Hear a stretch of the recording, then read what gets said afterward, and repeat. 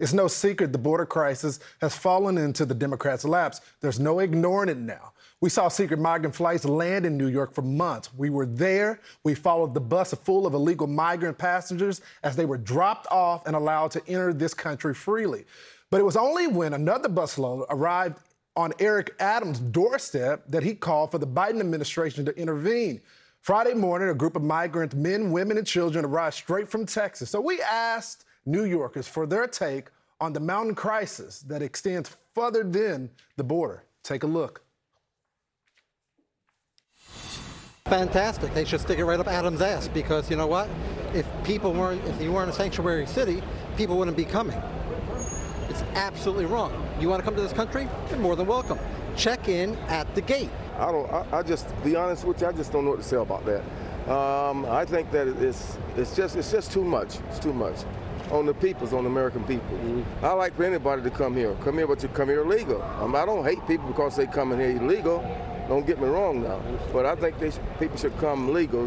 Go through the process like everybody else. Are they being screened to make sure they're not criminals? Straight from a prison to New York. That's the only thing I will worry about. About immigrants, we all immigrants. How old are they? Were they families? Were they single people? I mean, there's so many different, varying factors. So, I hope they're being taken care of. We can't continue to just let people flood across the border. It's not safe. We, as the people, can't deal with it on our own. That's a federal and the government.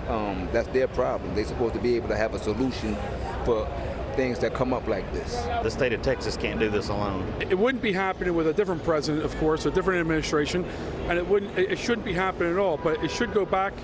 They should put them all at the White House, out front of the White House. The border is a federal responsibility. To think otherwise is foolish. Who is responsible for it? One person and one administration, Joe Biden. Yeah, Joe Biden should get up his ass and do something about it. Now, to be clear, that's not Texas. That's New York. Here now to react to former acting ICE director Tom Homan. Now, Tom, we've been seeing the uptick for a while. If the team can put the full screen up of the migrants crossing the southern border, June 2022, over 200,000 migrants crossing the border. June 2021, 189,000. This has been going on for a while. Now New Yorkers want to speak out? Well, look, Mayor Adams it's just ridiculous because already New York City ranks #3 in the country for illegal alien population behind LA and Chicago. So they already had their illegal alien issue there. But like the one person said, he was right on the money.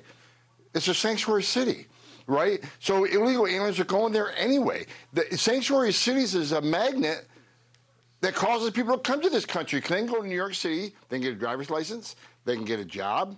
If they have an immigration proceeding, they use taxpayer money in New York City to help defend them in immigration proceedings. If they get arrested for a crime, they won't be turned over to ICE or released back in the community to reoffend. Who the hell wouldn't want to go to New York City if you're an illegal alien? So he didn't say a word when the Biden administration is flying people into New York in the middle of the night. But the minute Republican governor does it, he has an issue. If he wants to solve this crisis, number one, get rid of the sanctuary city policy. He used to be a cop. He needs to start acting like one. If they're in the country illegally and they commit a crime against a U.S. citizen, a public safety threat, he should be turning them over to ICE when he's done with them and get them deported. And number two, pick up the phone and call Joe Biden.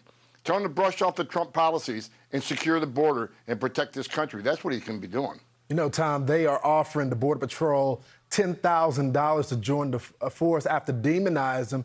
Now you got Bowser, who's the mayor of D.C., that's asking for the National Guard. I mean, they wouldn't send the National Guard for the state of Texas. They're not sending it for Arizona. I mean, the tables have turned.